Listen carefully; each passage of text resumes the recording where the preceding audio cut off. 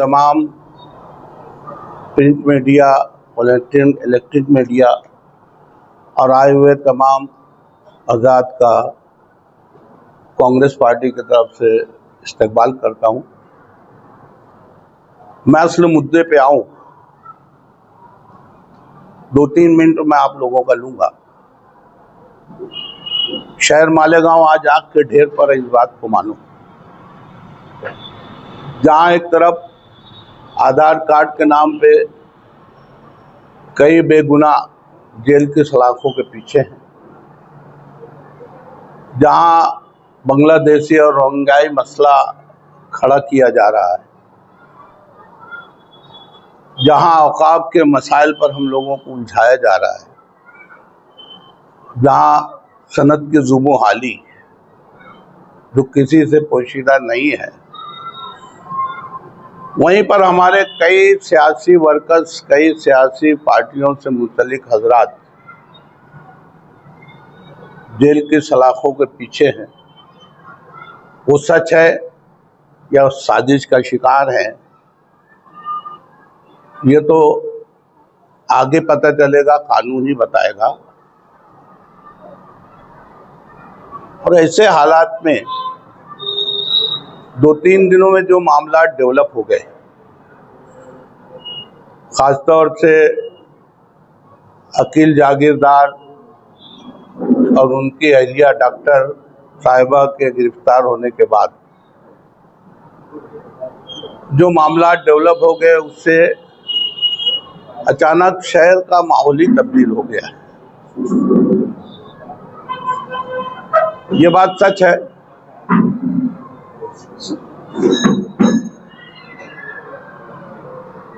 अकील जागीरदार और उसकी अहलिया या नदीम फिटर ये किस कमाश के आदमी है, किसी से पोशीदा नहीं है। उसने तो मीडिया के सामने अलग ऐलान कहा कि इसके मास्टरमाइंड कौन कौन लोग हैं, लेकिन दुनिया जानती है कि गुनाहगार कभी अपने को गुनाहगार नहीं बताता। अपने गुनाह को साबित करने के लिए या अपना जुर्म हल्का करने के लिए वो दूसरों के सर थूकता है। इसको किसी ने अहमियत नहीं दी। लेकिन बात बिगड़ी वहां से जहां से समाजवादी पार्टी के युवा नेता जनाब मुस्तकीम डिग्निटी ने अपनी गुफ्तगू के दरमियान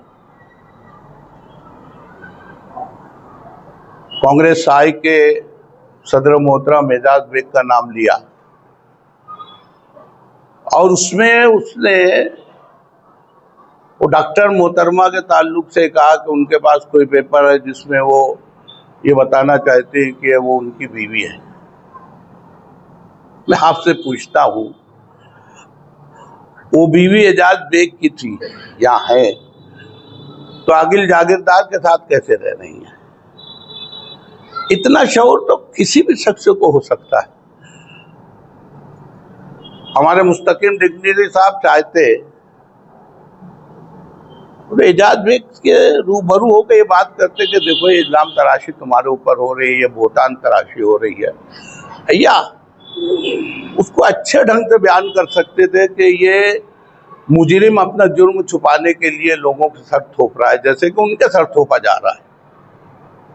लेकिन उन्होंने जिस ढंग से इस बात का इजहार किया, मैं आपसे पूछता हूं, आपकी खानगी जिंदगी मुतासिर नहीं होगी क्या? यह मामला असेंबली इलेक्शन के वक्त भी उठा था, गो कि वो मखसूस हलकों में ही था, लेकिन सियासी अकाबरीन, सियासी वर्कर्स के दरमियान होते होते एजाज बेग के घर तक पहुंच चुका था। उस बात के हम लोग गवाह हैं। उस वक्त उनकी खानगी जिंदगी काफी मुतासिर हुई थी। वो ज़हनी तौर से बहुत परेशान थे। अपने अहले खाना को, रिश्तेदारों को समझाने मनाने में और इस झूठ को खत्म करने में, अपनी पोजीशन साफ करने में उनको काफी वक्त लगा और अचानक ये मामला फिर उभर गया। जाहिर सी बात है कि एक्शन का रिएक्शन होना था, तो हुआ। जहां तक एजाज बेग की समाजी कारकर्दगी की बात है, वो कोई इससे इनकार ही नहीं कर सकता। बेतकान दौड़ने वाला ये शख्स है, एक दफे घर से निकलता है तो रात को सोते ही वक्त जाता है। और मैं क्या, आप लोग भी इसकी गवाही देंगे कि काम करने के मामले में वो लड्डू नहीं देता। मैं बात करूंगा, उसको बोल देता हूँ, खुद बोलता है चलो मेरे साथ। मामले को हल करने में, जहां तक बेतकान दौड़ने में जहां तक एजाज बेग है, इस बात का एतराफ तो हर कोई करेगा। ये बात जरूर है, थोड़ा सा पेशेंस उनके अंदर कम है, सब्र तहम्मुल का मादा उनके अंदर कम है। उन्होंने जिस ढंग से इजहार किया, सही मानों में एक घर की लड़ाई दो घर जाने वाली बात हो गई। हम इसका एतराफ करते हैं कि ये नहीं होना चाहिए था। जहाँ तक मुस्तकिम डिग्निटी की बात है, उन्होंने वाकई यहाँ पर चूकी की। उनको एजाज बेग का नाम लेके इस ढंग से इजहार नहीं करना चाहिए था। लेकिन मैंने सुना तो नहीं, लेकिन लोग बोलते हैं कि एजाज बेग के 2 वीडियोज आए। एक में तो उसने नाम नहीं लिया, दूसरे में उसने, ऐसा बोलते हैं लोग, तो मुस्तकिम डिग्निटी का नाम लिया है। और इसी तनाजुर में कल समाजवादी पार्टी के जिम्मेदारान ने, उनके पदाधिकारियों ने कल मीटिंग लेकर एहतजाजन इस बात का इजहार किया है कि अगर उन्होंने 15 दिन के अंदर अंदर माफी नहीं मांगी तो हम उनका एहतजाज तो करेंगे ही, गोबर मारेंगे और गोबर से मुंह काला करेंगे वगैरह वगैरह। आपसे पूछता हूं, आज शहर जिस माहौल से गुजर रहा है, यकीन जानिए पूरे हिंदुस्तान का मरकज हो गया है। हर किस्म के मामलात यहाँ से उठते हैं और महाराज की जिन्नत बनते हैं। हमारे कई हाई स्कूल के जिम्मेदारान अंडरग्राउंड हैं, कुछ टीचर्स आज पुलिस कस्टडी में है, कुछ इदारों की चौकसी हो रही है। ठीक है, इसमें सच झूठ जो भी निकलेगा वो तो अलग की बात है, लेकिन ये आग मालेगांव से फैल कर, आप यकीन मानिए, उर्दू के वो इदारे जो महाराष्ट्र के दूसरे शहरों में, वहां तक ये आग पहुंच चुकी है। धूलिया है, शायदा है, नंदुरबार है, जलगांव है, आप देखिए इसको। और जहां तक सुमित करैया की बात है, देखिए वो कहाँ, जलगांव से लेके वो अकोला सब तरफ जा रहा है और हर जगह मुसलमानों को वो टारगेट कर रहा है। मैं माफी मांगने, मंगवाने, रफा दफा करने की बात नहीं कर रहा हूं। यह माहौल ऐसा है कि सियासी अकाबरीन को सर छोड़ के बैठना चाहिए और जोड़ के बैठना पड़ेगा, नहीं तो यकीन मानिए मैं जो बोल रहा हूं, ये शहर आग के ढेर पर है। हर तरीके से हमको तंग किया जा रहा है और शायद हमने गलती की। मैं इसलिए गलती बोल रहा हूं, हमारे लिए हालांकि एजाज की बात है कि फिरका परस्त पार्टियों के ये हजम नहीं हो रहा है कि कांग्रेस पार्टी का मेंबर ऑफ पार्लियामेंट शोभा ताई बच्चों साहिबा अगर चुन के आई है तो मालेगांव की वोट पर चुन के आई है।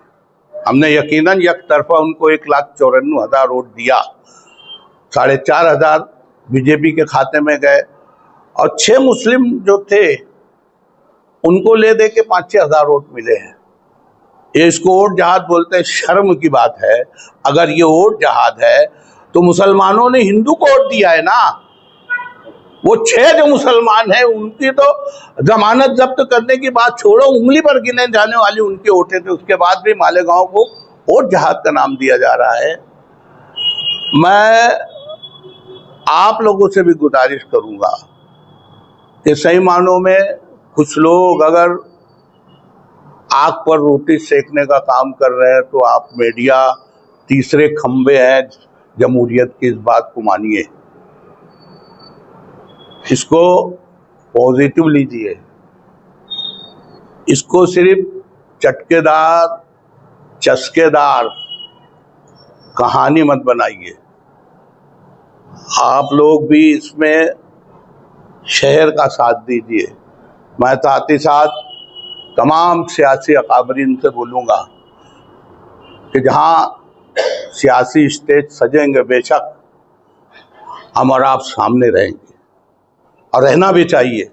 उसूल की बात जहाँ आएगी आदमी बराबर उसका भरपूर इस्तेमाल करना चाहिए और करेगा।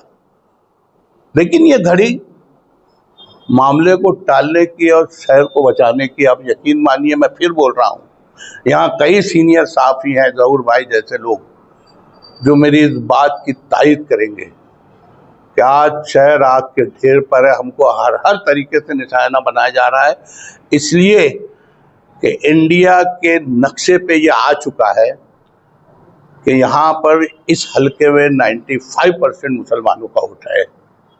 नितिन गडकरी ने हमारी शोभा ताई बच्चों का इस्तकबाल किया और बोला आओ आओ ताई आपका इस्तकबाल है, और उसमें इस बात का जिक्र किया कि आपको मालेगांव वालों का शुक्रगुजार होना चाहिए कि उन्होंने आपको एकतरफा वोट दिया है। रही कल के समाजवादी पार्टी की मीटिंग की बात, हम कहीं भी लड़ो और लड़ाओ की पॉलिसी नहीं करते। हम नेशनल पार्टी के जिम्मेदारान हैं। आप देख ले हमारे अकाबरीन बशमूल राहुल गांधी हर जगह अगर बात करते हैं तो मेल मिलाप की बात करते हैं, जोड़ने की बात करते हैं। जहाँ तक सियासी मामलात हैं हम बराबर अपने मुखालफिन का सामना करते रहेंगे, लेकिन मुल्क को जोड़ने की बात, दिलों को जोड़ने की बात जो है वो मुद्दा कांग्रेस पार्टी का है, वो हमेशा रहेगा। हम उससे हटेंगे भी नहीं। हम लड़ो और लड़ाओ की पॉलिसी से हमेशा बचते रहे हैं। हमारे अकाबरीन ने यही सिखाया है, हमको उससे बचना है। अमन है तो चमन है, लेकिन मैंने कहा ना, हर एक्शन का रिएक्शन है। हमारे मुस्तकीम डिग्री ने कुछ कहा, हमारे सदर ने उसका जवाब दिया। उनकी खानगी जिंदगी मुतासिर हो रही थी, उन्होंने जिस लम्हे में भी कहा हम उसकी तायद नहीं करते, लेकिन एक लम्हा होता है, आदमी अपने आप का अवसान खो देता है, अपने आप पे काबू नहीं रख पाता। वो लम्हा गुजर गया। हम दस्त-वस्ता यही गुजारिश करेंगे समाजवादी पार्टी के युवा लीडर, उनके सदर मोहतरमा शान हिंद से, इस मामले को आपस में बैठ कर हम जरूर रफा दफा करने की कोशिश करेंगे, लेकिन शहर को एक नया रुख मत दो। आज अगर हम लोग आपस में लड़ेंगे तो शहर को बचाएगा कौन? यकीन मानो बाहर के अफराद की निगाहें सिर्फ अगर जुटी हुई है तो यहाँ के सियासी अकाबरीन पर है कि इस शहर को अमन चमन की तरफ कोई ले जा सकता है और इन मामलात को कोई निबेड़ सकता है। हर एक के बस में नहीं है। मॉब साइकोलॉजी जो है हमारे सियासी अकाबरीन ही समझते हैं। हमको सर जोड़ के आज शहर जो आग के ढेर पर है इसको बचाने की बात करना चाहिए। रही अगर वो करते हैं तो हम तो रोक नहीं सकते, वही होगा एक्शन करी एक्शन। मैं तो कहूँगा कि अब भी मौका है, करो कोई उजालों की बात, वरना ये नस्ल उजालों की तरफ जाएगी, है ना। मैं आप लोगों का तहे दिल से मशकूर हूँ कि हमारी छोटी सी बात पर आप लोग यहाँ जमा हुए। आप लोग कुछ पूछेंगे तो हम जरूर उसका तसल्लीबख्श जवाब देने को। मीडिया का जिक्र किया कि मीडिया इस चीज का हिस्सा ना, इस तरीके की जो बातें हो रही है तो हम लोग मीडिया के जो लोग हैं उन्होंने भी ये तय किया है कि हम किसी का ऐसा प्लेटफॉर्म ना दें जिससे किसी की जातियात पर उस दिन जो मिजाज बेग साहब ने कहा था वो मीडिया के लोगों ने धरना नहीं लगाया, वो काट दिया। लेकिन ऐसे कुछ जुमले जो ऑफिशियल चैनल पर लग जाते हैं जिसकी वजह से विवाद हो गया, तो इसको कैसे देखिए?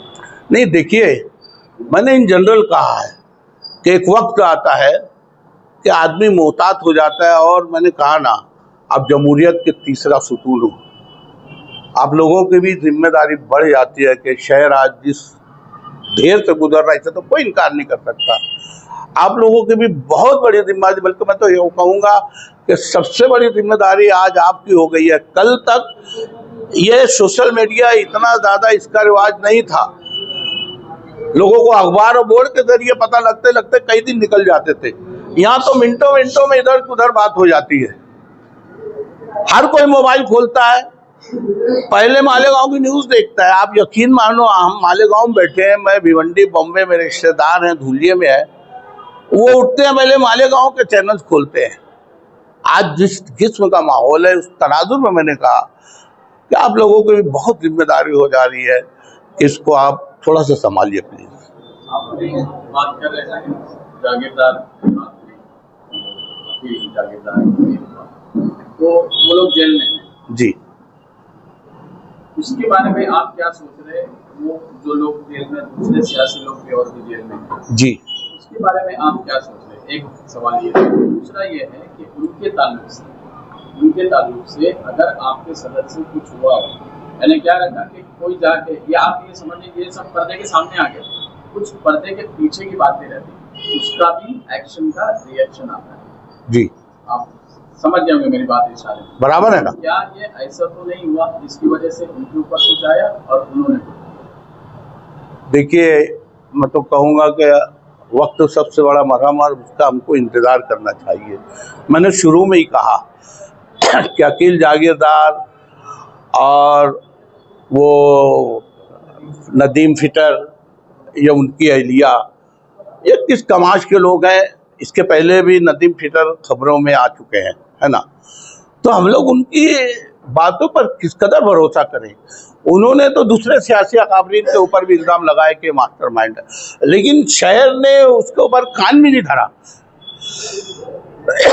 क्योंकि हर मुजरिम चाहता है कि वो बेगुनाह साबित हो जाए या उसके गुनाह का बोझ कम से कम दूसरों के कंधे पे जाकर हल्का हो जाए। तो मैंने यही कहा ना कि इनकी बात को तो कोई गौर नहीं करेगा। हाँ, जहाँ तक हमारे दो सियासी जिम्मेदारान शहर के जेल में है, मैं कहता हूँ हर आदमी खता और निसिया का पुतला है ना। हर एक से चूक होती है, हम सब लोग मुकम्मल नहीं हैं। कहीं ना कहीं किसी न किसी ज़मरे में हम लोगों से भी चूकियाँ होती रहती हैं, लेकिन उतना एक पहलू को बनाकर किधर किसी की किरदार खुशी करना, ये भी तो मुनासिब नहीं है। होता है, हम लोगों से भी चूकियाँ होती है, आप लोग भी हैं, कहीं ना कहीं लेन देन में, भूल चाल में कहीं ना कहीं चूकियाँ हो जाती हैं, लेकिन जो इस कमाश के वो तो दिखते हैं ना। आज ये दो लोग अंदर हैं, शबीक राना साहब और हमारे यूसुफ इलियास साहब हैं जेल की सलाखों के पीछे। ये तो वक्त ही बताएगा कि इनके साथ साजिश की गई या वो इस तरीके के अतवार से पहले से है। आज हम कुछ नहीं बोल सकते उनके बारे में। दूसरा, आपने सियासत का वो दौर भी देखा है जब निहाल साहब, कबीर सेठ और ये भी थे, और आज का भी था। जिस तरह से सुलझी हुई बात आपने की, आपको सब कहना था, आपने सब कह दिया, लेकिन वो समझने वाले को समझ गया कि आप क्या कहना चाह रहे थे। तो क्या सियासत की इस्लाह की जरूरत है?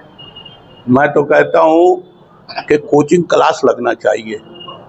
काश कोई हमारे पुराने अकाबरीन जैसा हारून अंसारी से लेकर शब्बीर सेठ या निहाल साहब जैसे लोग फिर से पैदा हो जाए। मैं आपको एक वाक़या बताऊंगा मुख्तसर सा। निहाल साहब को तोहफे में वो कौन सी एक कार आती है वो मिली थी, नहीं, सोमो कार मिली थी, सोमो कार मिली थी। मुखालफिन ने स्टेज स्टैंड के पास बोर्ड लगाया, बेकार को कार।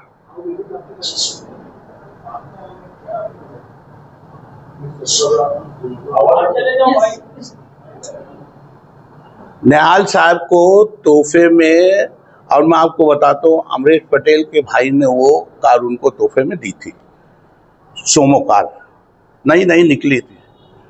मुखालफिन ने स्ट्रीट स्टैंड के पास बोर्ड लगाया, बेकार को कार, कुछ करते नहीं, तोहफे में कार लेते हैं वगैरह ये वो। हमारे वर्कर्स जमा हुए, बोले साहब इसका जवाब देना चाहिए। अरे बोले बेवकूफ़ लोग, जो जवाब मुझको देना था वो दे रहे हैं कि मुझको कार कहाँ से मिली है। तुमको तो उनका शुक्रिया अदा करना चाहिए कि निहाल साहब को ये बताना पड़ता कि वो कार उनको तोहफे में मिली है, वो खुद बता रहे हैं ना। तो ये सियासी वक्त की एक हलचल थी, उस वक्त का माहौल अलग था। आज जो माहौल बन गया है, तो आप सीनियर लीडर हैं, क्या आप ये चाहते हैं कि बाकी के सियासी लोग जो अभी खिलाफ हो गए, इसके अंदर उन लोगों को आप पहल करके उनको बुलवा लेंगे, या पहल करके आपके सदस्यों के सामने लेके आकर दोनों को बिठा के ये मामला खत्म करने की कोशिश आप करेंगे? क्या आपकी? नहीं, मामला तो मैं जिस ढंग से बात कर रहा हूँ, रफा दफा होना ही चाहिए। उसमें हमारे तमाम जिम्मेदारान की उसमें शमूलियत रहेगी। हम बराबर सर जोड़ के जाएंगे और मामले को रफा दफा करने की बराबर कोशिश करेंगे, क्योंकि ये वक्त इस ढंग की लड़ाई का नहीं। और मैं तो कहता हूं कि कभी भी इस ढंग की लड़ाई का मौका सियासी लोगों के पास रहना ही नहीं चाहिए। ये जाती किरदार खुशी है, इससे बहुत से घर बर्बाद होंगे, बहुत से घर इससे मुतासिर होंगे। हमको सियासी तौर से, अपने तौर पर, मैं जानता हूं पुराने वक्तों में ज़्यादातर हमारे सियासी लीडरान 11-12 के बाद नशा भी करते थे, लेकिन कभी निकलती थी क्या उनकी बात जातियात में? और किसी ने अगर की तो दूसरे बोलते थे क्या उनकी जाती जिंदगी से तुम्हारा क्या, तुम्हारा सियासी ढांचा इस शहर को कहां मुतासिर करता है, बताइए ना। कई सियासी लीडरान हैं जो नशा करते थे, लेकिन कभी किसी ने उनके ऊपर उंगली नहीं उठाई। ये उनका जाती फेल था, उसको सियासी जिंदगी से किसी ने नहीं जोड़ा। किसी ने जोड़ने की कोशिश की तो शहर ने उनकी बात पे कान भी नहीं धरा। आज ये क्या हो गया है, जातियात पे लोग जा रहे हैं ना, ये सही मानों में घर खराब करने के बाद एक दूसरे का दिल मैला करने की जो बातें हो रही हैं, मैं फिर कहूँगा कि इसमें सही मानों में सब सहम रोल आपका हो सकता है। मैं तो कहूँगा जिस ढंग से आप मुझसे पूछ रहे हो ना ज़हूर भाई, आप सही में एक दफा जोड़ के इस किस्म का ना एक कोचिंग क्लास शुरू कीजिए और लोगों को बताइए कि देखो पहले की सियासत आपने भी वो जमाने देखा, पहले और अभी में क्या फर्क आपको दिखेगा। अब इसमें आपके सदस्य साहब जो हैं उनके बारे में भी ये है, वो जज्बात में बह जाते हैं या फिर अपने जज्बात पे कंट्रोल नहीं कर पाते हैं, जिसकी वजह से शोभाताई से लेके और उससे पहले से लेके अभी तक के ये सारे वाकयात हुए। तो आपके सदस्य जिम्मेदार है ना? नहीं, मैं इससे इनकार नहीं करता। मैंने शुरू में ही कहा कि देखो वो शख्स बेतकान दौड़ता है और इसे कोई इनकार नहीं कर सकता, लेकिन इंसान खता और नसिया का पुतला है। हर एक में हर फन नहीं होता, वो थोड़ा लूज टेम्पर है, जल्दी बिफर जाता है, ज़बान और दिमाग और मिजाज पे कभी कभी कंट्रोल खो देता है। ये खामी है उस पर। और यकीन मानिए, मैं एक बात ज़रूर बोलूँगा, वसूख से बोलूँगा कि उसमें फ़र्क आया है। उतना नहीं आया है कि लोगों को नहीं महसूस हो, लेकिन पहले की नस्बत फ़र्क ज़रूर आया है। हम लोग गाय बगाए उनको अपने तौर से बोलते रहते हैं। वो बकर भाई से लेके हमारे भाया वगैरह सब कुछ हम लोग बैठते हैं ना, जब भी उनसे बोलते हैं कि साहब आप में सब अच्छाई है, काम करने की जुस्तजू है, बेतकान दौड़ते हो, लोगों का फ़ायदा करते हो, लेकिन थोड़ा सा अपने आप को कहीं कहीं ना मॉडिफाइड करने की कोशिश करो।